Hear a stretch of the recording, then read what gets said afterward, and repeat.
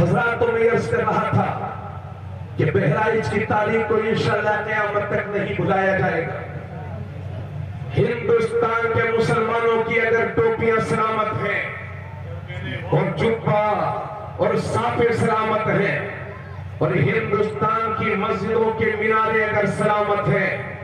تو اس کے پیچھے میرے غازی کا بہت بڑا ہاتھ ہے۔ سرکار خواجہ غریب نواز کی عطا ہے جنہیں رسول اللہ نے ہندوستان بھیجا تھا، اور حضرات ان بزرگوں کی دعائیں لے کر کے ہندوستان کے مسلمانوں کے ایمان کے تحفظ کے لیے جو کوششیں امام احمد رضا نے کی ہیں وہ انشاءاللہ قیامت تک سراتی جائیں گی انشاءاللہ۔ حضرات ذرا ذہنوں کو بالکل قریب کریں، اور اگر بہرائچ کے میرے ان علماء اور حفاظ القرآن کو اگر میری بات پسند آئے تو میں دعاؤں کا طلبگار ہوں۔ حضرات یاد رکھیں، جب بھی کوئی بڑا کام ہوتا ہے تو اس کے لیے بہت پہلے ہی سے تیاری کی جاتی ہے، اور آپ جانتے ہیں آپ میں سے بہت سارے لوگ کسان ہوں گے، میں بھی ایک چھوٹے سے کسان کا بیٹا ہوں، مگر آپ جانتے ہیں کہ بنجر زمین پر فصلیں نہیں اگتی ہیں، فصلیں وہی اگتی ہیں جہاں زمین اچھی ہوتی ہے۔ جب زمین کو تیار کر دیا جاتا ہے تو پھر اس پر اچھی فصل اگتی ہے۔ اگر زمین اچھی نہیں ہے تو آپ کتنا ہی پانی لگاتے رہیں، کتنا ہی کھاد لگاتے رہیں، نہ اس پر فصل اگے گی اور نہ آپ کی امیدوں کے مطابق نتیجہ ظاہر ہوگا۔ اگر آپ کو بہترین فصل چاہیے تو پھر اس کے لیے زمین بہترین ہونا چاہیے، تیار شدہ ہونا چاہیے۔ اچھی زمین ہوگی تو پھر اس پر اچھے طریقے سے ڈھنگ سے اس پر فصل بوئی جاتی ہے، فصل لگائی جاتی ہے، اور اللہ کا کرم ہوتا ہے، اللہ کا کرم ہوتا ہے، کسی طرح کی کوئی آفت نہیں آتی تو فصلیں پک کر کے تیار ہو جاتی ہے۔ لیکن پکی ہوئی فصل سے بھی آپ اس وقت تک فائدہ نہیں اٹھا سکتے جب تک اللہ کا کرم نہ ہو، کیونکہ ہم نے دیکھا ہے ابھی پچھلے سال ہی ہم نے دیکھا کہ ایسے وقت میں بارش ہوئی کہ پکی پکائی فصلیں برباد ہو گئی اور پانی کی نظر ہو گئی۔ پتہ چلا فصلوں سے بھی فائدہ اسی وقت اٹھایا جا سکتا ہے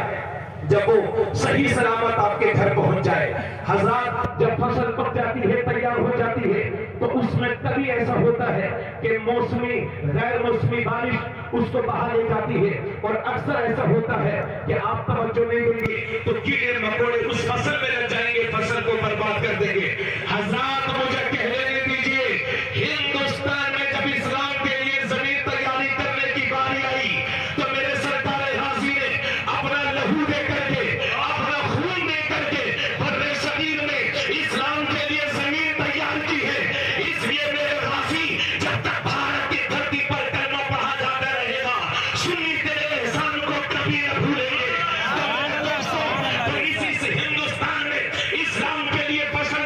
زمین تیار کی ہے میرے غازی نے، اور جب زمین تیار ہو گئی تو تیار شدہ زمین پر اللہ کے نبی نے فصل اگانے کے لیے رسول اللہ نے اجمیر شریف کے خواجہ غریب نواز کو بھیج دیا ہے، خواجہ غریب نواز کو بھیج دیا ہے۔ خواجہ نے 40 سال کی زندگی میں 90 لاکھ لوگوں کو کلمہ پڑھا کے مسلمان بنا دیا، تو ہندوستان میں اسلام کے لیے زمین تیار کی ہے میرے سیدنا سالار مسعود غازی نے، اور اس زمین پر فصل تیار کی ہے میرے خواجہ غریب نواز نے، اور جب فصل میں کیڑے مکوڑے لگ گئے تو اللہ نے کیڑے مکوڑے سے صاف و پاک رکھنے کے لیے بریلی کی دھرتی پر امام احمد رضا کو بھیج دیا۔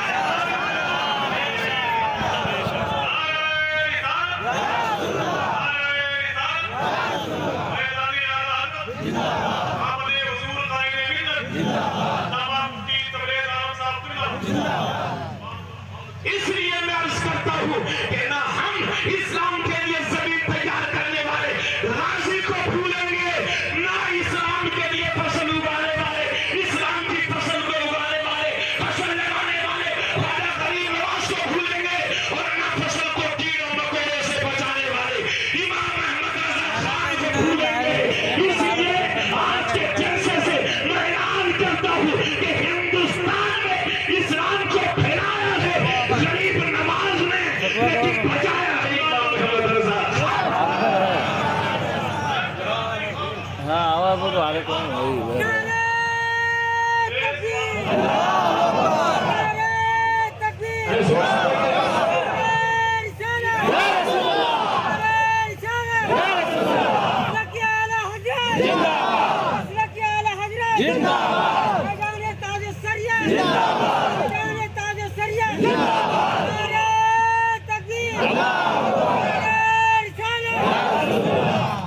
गड़े मूर्तों को उखाड़ने से कोई फायदा नहीं है।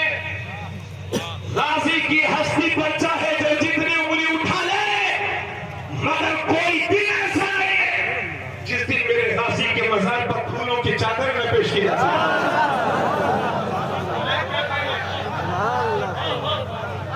वो शहीद है शहीद।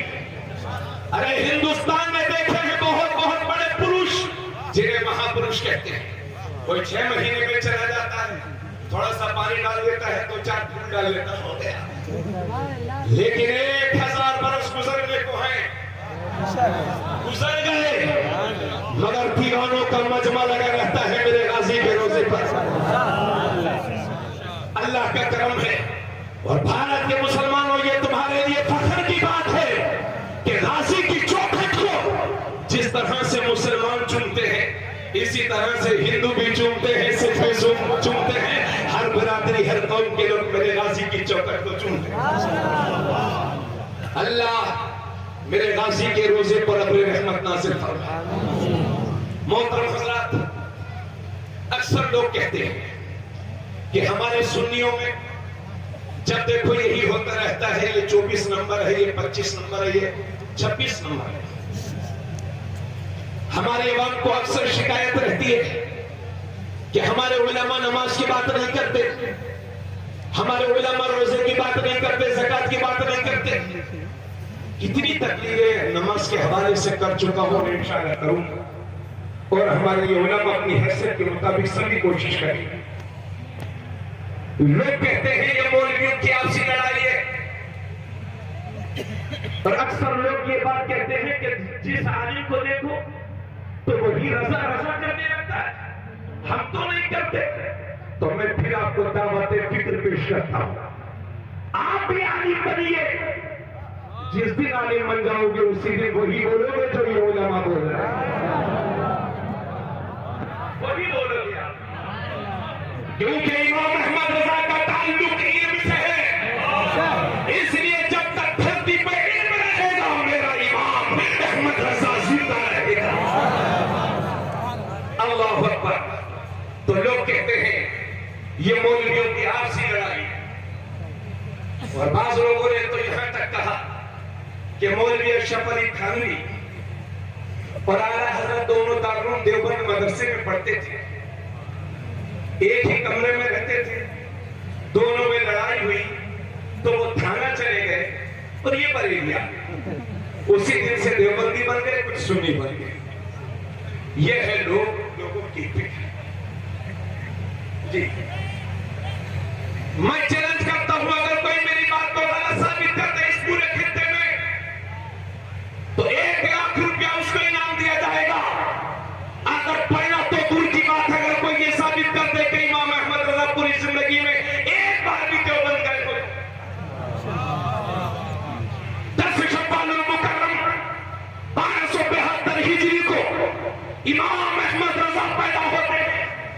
1272 हिजरी में इमाम अहमद रजा पैदा होते हैं, और ठीक 8 साल के बाद इनका मौलवी थाने में पैदा होता है। तो जब इनका मौलवी 5 साल का था तो दुनिया को यह भी बता दो कि बरेली की जमीन पर 13 साल की उम्र में मेरा इमाम पहला फतवा दे। ये मौलवियों की आपसी लड़ाई नहीं है, ये बात इश्क़ रसूल की है, ये बात फिक्र की है, ये बात सोच की है, ये बात नजरिए की है। और जरा साफ कर दो, आप भी समझ जाएंगे, सीधे सीधे लफ्जों में बयान कर दो। बरेली और देवबंद में बहुत बड़ा फर्क है। जब हिंदुस्तान के सुन्नी मुसलमानों के सीनों से मोहब्बत रसूल को सल्ब करने की कोशिश की गई, जब मोहब्बत रसूल और इश्क़ रसूल को छीनने की कोशिश की गई, और जब इनके मौलवी ने कहा कि नबी की ताज़ीम ऐसे करो जैसे बड़े भाई की ताज़ीम करते हैं, तो मेरा इमाम दुनिया को बता रहा है नबी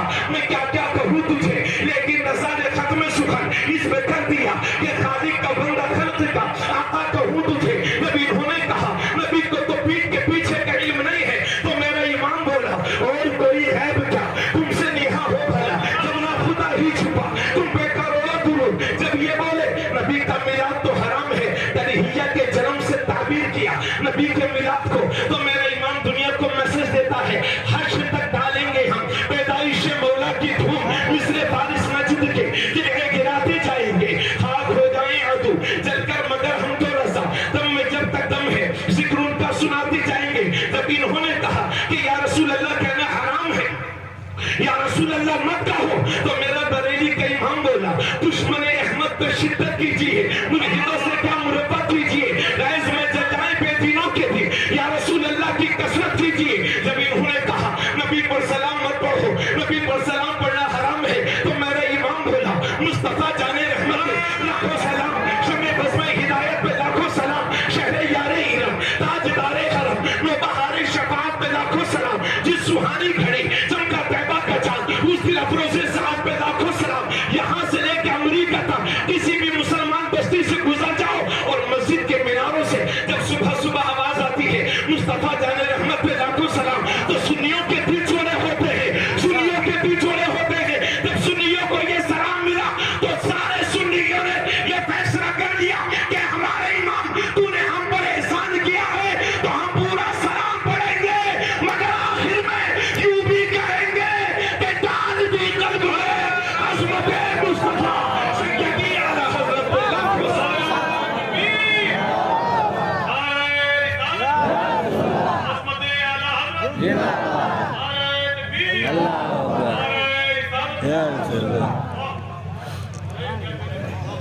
جس امام نے 63 سال کی زندگی میں 1000 سے زائد کتابیں لکھی ذرا زور سے بولو سبحان اللہ اگر امام محمد رضا کی زندگی کا ٹوٹل کرو گے تو ایک دن میں 58 صفحہ امام احمد رضا لکھتے تھے ذرا بولو سبحان اللہ آج تو ہم 58 صفحہ تو دور کی بات 8 صفحہ نہیں پڑھ پاتے امام احمد رضا نے جو قوم کے علمی سرمایہ جو قوم کے حوالے کیا ہے اگر میری یہ قوم اس کی قدر کر لے تو پھر کامیابی مسلمانوں کا مقدر ہو جائے گی لیکن آپ حیرت کریں گے 1000 سے زائد کتابیں جو امام احمد رضا نے لکھی ان میں صرف 400 کتابیں تقریباً ایسی ہیں جو ابھی چھپی یہ جو جلوہ ہے نا صرف ان 400 کتابوں کا ہے اگر امام احمد رضا کا وہ سارا علمی خزانہ اگر چھپ گیا ہوتا تو اللہ اکبر میری یہ قوم بہت آگے پہنچ چکی ہوتی مگر الزام لگانے والوں امام احمد رضا پہ الزام بعد میں لگاؤ پہلے ان کی شخصیت کو پڑھو اللہ جس نانپارہ سے میں اور بہت سارے لوگ یہاں پر تعلق رہتے ہیں اسی نانپارہ کے نواب صاحب نے خواہش کی تھی کہ امام احمد رضا ہمارے لیے کچھ لکھتے تو اٹھایا قلم اور وہی نعت لکھی جس کا مقطع یہ ہے کرومت ہے اہل دول رضا پڑے اس بلا میں میری بھلا میں گدا ہوں اپنے کریم کا میرا دین پا رہے نا امام احمد رضا جتنے بچوں کو اپنے مدرسے میں پڑھاتے تھے کمال کی بات یہ ہے کہ پڑھاتے بھی تھے اور اپنے گھر سے کھلاتے بھی تھے تعلیم بھی دی ہے اور پرورش بھی کی ہے امام احمد رضا قوم کی امان